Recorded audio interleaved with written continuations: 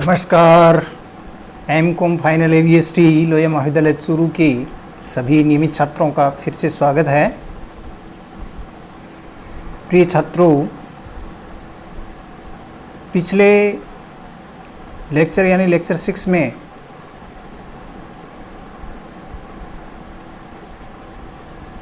अपन ने transportation problems के एक व्यवहारिक एग्जाम्पल लिया था और उससे हमने पहला सॉल्यूशन ज्ञात किया था। प्रथम हल ज्ञात किया था और इस प्रथम हल से अपनी 1594 रुपये की लागत प्राप्त की गई थी। ये प्रथम सुसंगत हल था क्योंकि रोज और कॉलम्स -1 के बराबर भरे हुए खाने थे। अब हम सेकंड फेज यानी इसका दूसरा चरण जो है वह अनुकूलतम हल ज्ञात करने का है। तो अनुकूलतम हल ज्ञात करने के लिए हम क्या करेंगे, जो प्रथम हल ज्ञात किया है उसका टेस्ट करेंगे, उसकी जांच करेंगे। और इस अनुकूलतम हल ज्ञात करने के लिए जो जांच की जाएगी उसकी प्रक्रिया इस प्रकार से है। इसके अंदर पहले क्या काम करना पड़ेगा, फर्स्ट इसमें पंक्ति मूल्य और स्तंभ मूल्य ज्ञात करने पड़ेंगे। पंक्ति मूल्यों को अपने म्यू का नाम देंगे और स्तंभ मूल्यों को अपना न्यू का नाम देंगे। ये म्यू और न्यू हम ज्ञात करेंगे और इस म्यू और न्यू को ज्ञात करने के लिए वैसे तो हम जिस पंक्ति में सबसे ज़्यादा वर्ग भरे हुए होते हैं उसको अपना शून्य ले सकते हैं, लेकिन ये कोई ज़रूरी नहीं होता, ये अपनी सुविधा के लिए होता है। हम अगर प्रथम पंक्ति को 0 ले रहे हैं तो हम आगे के सभी में प्रथम पंक्ति को 0 ले सकते हैं। ये अपनी सुविधा के अनुसार है, ये ज़रूरी नहीं है। कई बार क्या होता है कि जब अपन जिस पंक्ति के अंदर सबसे ज़्यादा वर्ग भरे हुए होते हैं उसको शून्य लेने से ऊपर न्यू कैलकुलेट करने में थोड़ी आसानी हो जाती है, इसलिए अपन उसको ले लेते हैं, बाकी ये कोई ज़रूरी नहीं होता। तो हमने एक शून्य ले लिया, चाहे वो सबसे बड़ी पंक्ति भरी हुई है उसको ले लिया या प्रथम पंक्ति को ले लिया। ये शून्य लेने के बाद दूसरा काम अपने को क्या करना है, जितने भी भरे हुए वर्ग हैं उनको हम देख करके, भरे हुए वर्गों का अपने को पता कैसे लगेगा, जिनको अपने सर्किल में जिनमें इकाइयां भर रखी हैं वो भरे हुए वर्ग कहलाएंगे। इन भरे हुए वर्गों को देख करके हम, जब हमने μ 1 जैसे मान लीजिए 0 माना, तो भरे हुए वर्ग पर आकर के टिक जाइए और ऊपर जो न्यू मिलेगा उस न्यू की वैल्यू हम किस सूत्र से कैलकुलेट करते हैं, μ + न्यू = c द्वारा। यानी लेफ्ट साइड में मान लीजिए μ1 = 0 लिया आपने, तो उसके अंदर अपन न्यू का कितना मूल्य जोड़ें कि वो c के बराबर हो जाए, उस भरे हुए वर्ग के c के बराबर हो जाए। तो जैसे मान लीजिए आपने μ 10 लिया तो इधर 0 हो गया, और मान लीजिए c आपकी 5 है तो न्यू क्या आएगा, 0 + 5 = 5, यानी न्यू 5 आ जाएगा, न्यू 1 5 आ जाएगा। अगर न्यू 3 का डब्बा भरा हुआ है और मान लीजिए उस भरे हुए डब्बे में 7 कॉस्ट है तो न्यू 3 = 7 आ जाएगा। तो ये इस तरीके से μ + न्यू = c का मतलब होता है। तो म्यू होता है पंक्ति मूल्य, यानी लेफ्ट साइड का जैसे जो भी एक मूल्य अपने 0 मान लिया तो वहाँ से अपना शुरू करते हैं, इससे कैलकुलेशन करने में आगे आसानी हो जाती है न्यू और म्यू के मूल्य निकालने में। उसके बाद में जैसे न्यू निकला उस न्यू से फिर कोई दूसरा म्यू निकल जाएगा, फिर कोई म्यू निकला उससे न्यू निकल जाएगा, तो ये प्रक्रिया चलती रहेगी।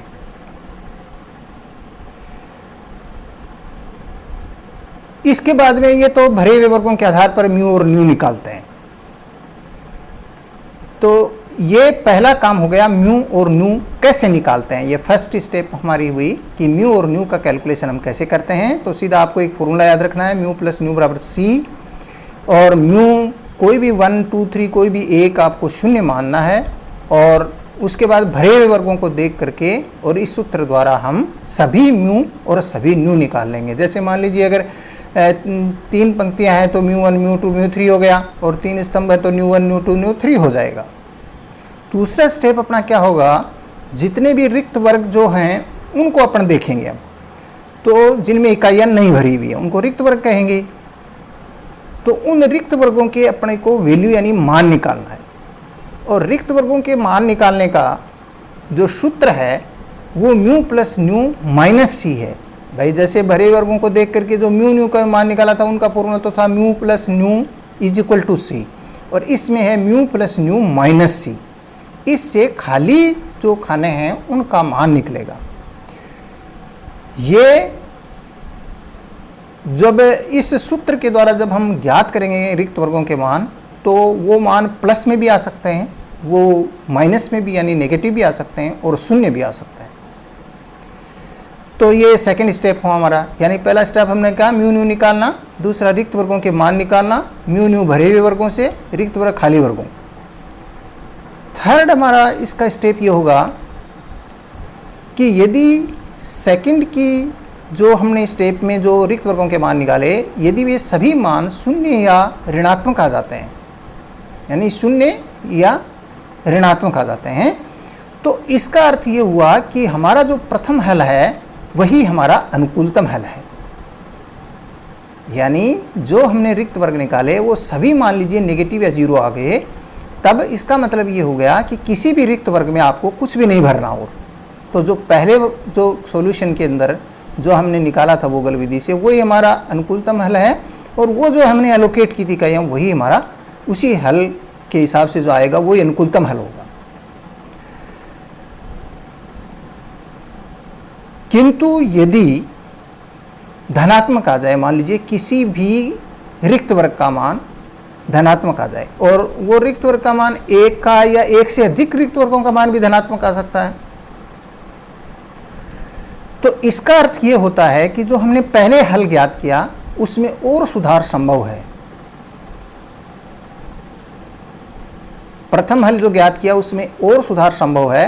और सुधार संभव का मतलब ये होता है कि जो रिक्त वर्ग हमने छोड़ दिए हैं उनमें से किसी वर्ग में इकाई जाएगी, और जो वर्ग हमने भर रखा है यानी भरा हुआ जो सेल है उसमें से इकाइयाँ निकलेंगी। इसका अर्थ ये निकलता है कि अगर रिक्त वर्ग का मान धनात्मक आ जाता है।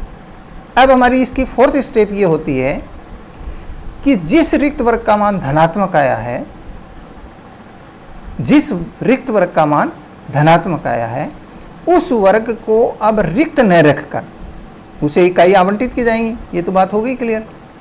यदि एक से अधिक वर्ग धनात्मक हैं तो सबसे बड़े धनात्मक, यानी जो उपयुक्त सेकंड में जब गणना की थी तो जो सबसे बड़ा धनात्मक आया था उस रिक्त वर्ग में इकाइयाँ आवंटित की जाएंगी, उस रिक्त वर्ग में इकाइयाँ आवंटित की जाएंगी, यानी उसमें हम प्लस करेंगे, उस खाली डिब्बे को हम भरेंगे, अब खाली नहीं रखेंगे। तो मान लीजिए दो में प्लस आ गया तो जिसमें बड़ा प्लस आता है उसमें रखेंगे। अब क्वेश्चन ये उठता है कि हम इकाइयाँ तो उसमें भरेंगे, लेकिन कितनी भरेंगे ये हमें पता नहीं है, तो कितनी भरेंगे इकाइयाँ आवंटित करेंगे, इसके लिए एक बंद पथ का निर्माण किया जाएगा। और बंद पथ के निर्माण की प्रक्रिया आपको समझनी ज़रूरी है, क्योंकि ये बहुत इंपॉर्टेंट बात है। हमने इस बात में ये समझा कि हमने पहले रिक्त वर्गों के पहले हम म्यू न्यू निकाले, यानी पंक्ति मूल्य स्तंभ मूल्य, फिर पंक्ति मूल्य स्तंभ मूल्य के आधार पर अपने रिक्त वर्गों के मान निकाले, फिर रिक्त वर्गों के मान में मान लीजिए पॉजिटिव आ गया कोई रिक्त वर्ग, तो उसमें हम इकाई आवंटित करेंगे। अब कितनी इकाई आवंटित करेंगे इसके लिए एक पथ का निर्माण किया जाएगा, और इस पथ का निर्माण हम कैसे करेंगे ये बहुत आपको ध्यान से इसको समझना है। तो जब किसी एक वर्ग का मान रिक्त आ गया तो उसमें हम प्लस कर लिख देंगे। अब आपको दाएं या बाएं या ऊपर या नीचे, क्योंकि अगर एक आपने किसी रिक्त वर्ग में प्लस लिख दिया तो दूसरे किसी रिक्त वर्ग में आपको माइनस लिखना ज़रूरी हो जाएगा, नहीं तो फिर संतुलन नहीं रहेगा आगे। तो इसमें अगर किसी एक रिक्त वर्ग में प्लस लिख दिया तो आपको ऊपर नीचे या बाएं दाएं में से एक बार आपको माइनस करना है, लेकिन वो माइनस किस में करना है, आपको किसी भरे हुए वर्ग में करना है। तो अब कई बार आपको देखना पड़ेगा कि जब हमने प्लस किया अब हमें ऊपर जाने का रास्ता है या नीचे जाने का रास्ता है या बाएं या दाएं जाने का रास्ता मिल रहा है या नहीं मिल रहा है। तो ये आपको देखना है कि भरा हुआ जो वर्ग होगा उसमें जाकर के आपको रुकना है। अब कई बार क्या होता है, जैसे मान लीजिए आप दाईं ओर बढ़े तो आपको भरा हुआ वर्ग मिल गया और उसके आगे और दाईं ओर भी एक भरा हुआ वर्ग है।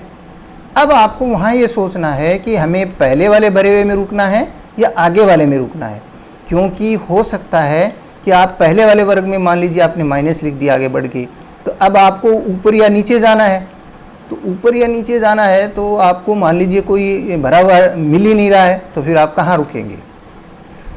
इसलिए आगे के जो सभी, जैसे आपको मैंने बताया कि प्रथम जो रिक्त वर्ग है उसमें तो आपको प्लस करना है, आगे के जितने भी जो वर्ग होंगे वो सब भरे हुए में ही आपको रुकना है, यानी किसी भी खाली खाने में आपको नहीं रुकना।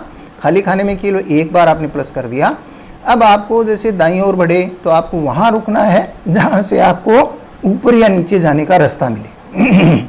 मान लीजिए आप ऊपर की ओर गए, तो अब आपको ऊपर की ओर जाने के बाद आपको बाएं या दाएं जाना होता है। तो ऊपर की ओर आप किसी भरे हुए खाने में गए तो बाएं या दाएं आपको भरा हुआ मिलेगा, उसी में आप जाकर के क्या करेंगे, प्लस करेंगे, फिर आप माइनस करेंगे, फिर आप प्लस करेंगे। तो ये ऊपर नीचे बाएं दाएं आपको प्लस और माइनस करते जाना है। अब ये प्रक्रिया आपको तब तक करनी है जब तक कि आप वापस जहाँ से चले थे वहाँ नहीं पहुँच जाए। जैसे आप प्लस से शुरू हुए तो आप वापस प्लस पर के ही आकर के आपको रुकना है। आपको इस प्रकार से चलना है कि आपका जो अंत में रुकने की जगह है वो प्लस पर ही आए और उसी रिक्त वर्ग में आए जहाँ से आपने शुरू की थी। तो जैसे आपने एक बार प्लस किया, फिर माइनस किया, फिर प्लस किया, फिर माइनस किया, फिर प्लस किया, फिर माइनस किया, फिर प्लस किया। तो इस तरीके से अगर कई बार घूमना पड़ा, कई जगह घूमना पड़ा, तो आपको उसके अंदर जो है वो वापस प्लस पर ही आपको रुकना है। इस प्रक्रिया के अंदर आपको ये ज़रूर ध्यान रखना है कि आपको डायगोनल नहीं चलना है, आपको स्ट्रेट फॉरवर्ड 90 डिग्री पर चलना है। चाहे आप लेफ्ट में जाएं, चाहे राइट में जाएं, चाहे अप जाएं, चाहे डाउन जाएं, बिल्कुल स्ट्रेट चलना होता है। ऐसे नहीं होता है कि एकदम तिरछे आप चले जाएं, ये नहीं होता। रास्ता बिल्कुल स्ट्रेट फॉरवर्ड होगा, ये आपको ध्यान रखने की बात है। अब ये प्लस माइनस से आपके एक पथ का निर्माण हो जाएगा। तो इन सभी प्लस माइनस वालों को जब हम जोड़ देंगे तो एक रास्ता बन जाएगा और वो ये बताएगा कि आपको कहाँ इकाई ले जानी है और कहाँ से लानी है। तो जो सभी ऋणात्मक चिन्ह, अब आपको यहाँ से ये देखना है कि आपने प्लस माइनस करके आपने बंद पथ का निर्माण तो कर लिया, लेकिन अब जो प्लस वाला खाना रिक्त वर्ग है उसमें आपको, हमारा टारगेट तो ये था ना कि भाई कितनी इकाइयाँ उसमें ले जानी है, यानी खाली जो वर्ग है उसमें कितनी इकाइयाँ भरनी है। तो इसके लिए जो ऋणात्मक जितने भी उस बंद पथ में जो ऋणात्मक जहाँ जहाँ जिस वर्ग में ऋणात्मक चिन्ह आपने लिखा है उसका मतलब ये होता है कि वहाँ से इकाइयाँ आपको निकालनी है। अब किसी रिक्त वर्ग में मान लीजिए 5 इकाइयाँ हैं, किसी रिक्त वर्ग में 7 इकाइयाँ हैं, किसी रिक्त वर्ग में 10 इकाइयाँ, भरे हुए वर्ग में, माइनस वाले वर्ग में, क्योंकि माइनस वाले जो भी चिन्ह हैं वो सब भरे हुए वर्गों में, और उन भरे हुए वर्गों में से इकाई लानी है।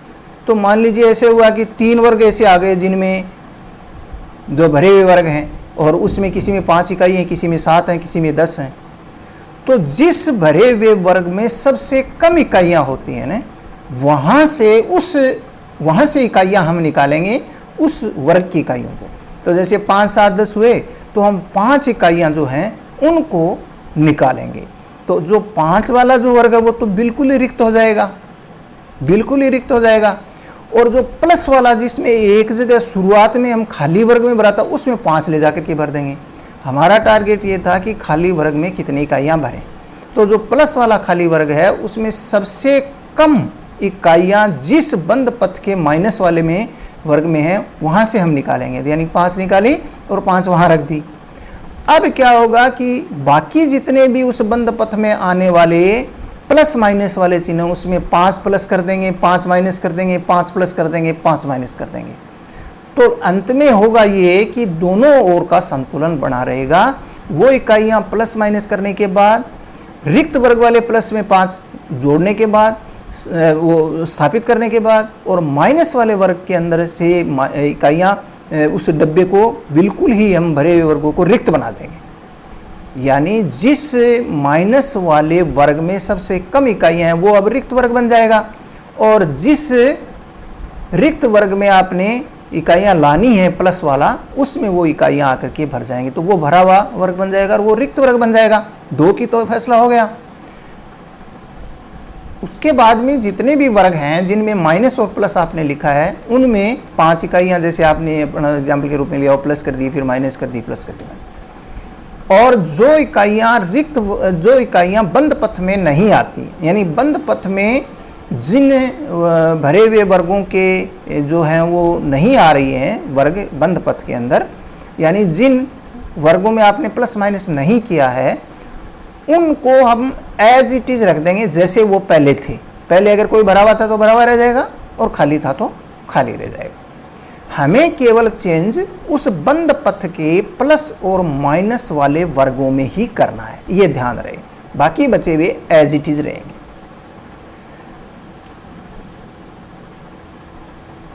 तो ये हमारा नेक्स्ट जो है इसकी प्रक्रिया हो गई, बंद पथ के निर्माण की प्रक्रिया हो गई। इसके बाद में अपन को क्या करना है कि उपयुक्त सी द्वारा पुनः आवंटित इकाइयों में से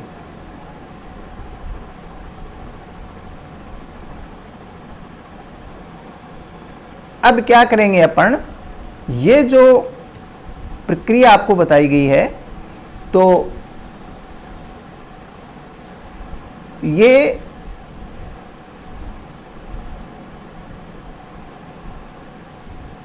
जैसे अपने सी से जो प्रक्रिया बताई, इस प्रक्रिया के द्वारा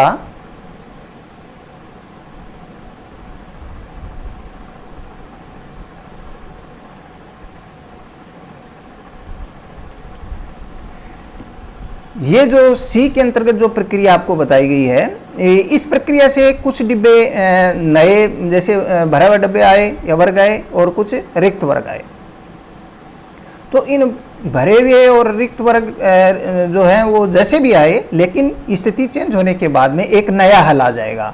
यानी एक जो बिल्कुल रिक्त वर्ग था उसमें अपनी इकाइयाँ स्थापित कर दी, एक बिल्कुल पूरा भरा हुआ था उसको बिल्कुल खाली कर दिया, और फिर कुछ बंद पथ के कुछ वर्गों में अपने चेंज किया और बाकी वैसे के वैसे रही।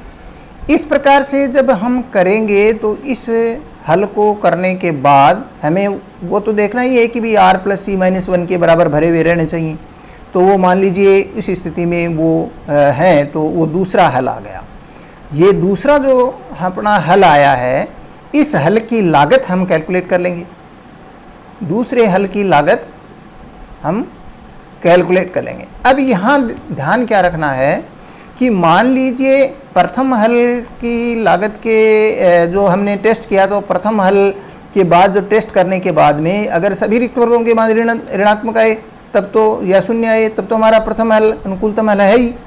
लेकिन यदि वो उस टेस्ट में फेल हो जाता है, यानी फेल होने का मतलब यहाँ पॉजिटिव आने से है, तो अगर पॉजिटिव आ जाता है कोई मान किसी रिक्त वर्ग का, तो हमने ये प्रक्रिया अपनाई एक बंद पथ की। और इस प्रक्रिया को अपनाने के बाद में जो हल आया वो अनुकूलतम हल है ये ज़रूरी नहीं है, लेकिन वो हमारा दूसरा हल आएगा, वो हमारा सेकंड सॉल्यूशन आएगा।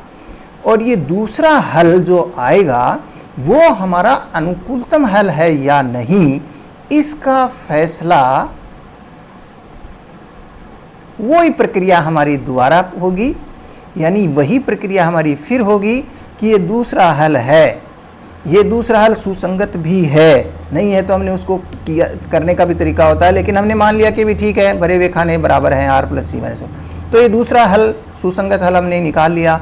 लेकिन ये अनुकूलतम है या नहीं है, इसका हम फिर टेस्ट करेंगे। फिर टेस्ट करने का मतलब ये है कि फिर से वही पंक्ति मूल्य म्यू और न्यू का और स्तंभ मूल्य न्यू का कैलकुलेशन करेंगे, फिर वही रिक्त वर्गों के मान निकालेंगे, और यदि वो रिक्त वर्गों के मान शून्य या ऋणात्मक आ जाते हैं सभी के, तो हमारा दूसरा जो हल था वो हमारा अनुकूलतम हल मान लिया जाएगा। अदरवाइज हमें आगे बढ़ते रहना पड़ेगा ट्रायल एंड एरर मेथड से। तो आज के इस लेक्चर में हमने क्या सीखा है, हमने एक जो सेकंड सॉल्यूशन निकालने के लिए, ऑप्टिमम सॉल्यूशन निकालने की दिशा में बढ़ने के लिए हमने प्रथम हल को की जांच करने का तरीका हमने सीखा, और दूसरा हल हम कैसे निकालते हैं इसकी पूरी प्रक्रिया के बारे में हमने जाना। अब इससे रिलेटेड जो हमारा जो क्वेश्चन जो शुरू में प्रारंभ में था, उसका जो सॉल्यूशन है दूसरा, वो अपन आगे के व्याख्यान में समझेंगे। धन्यवाद।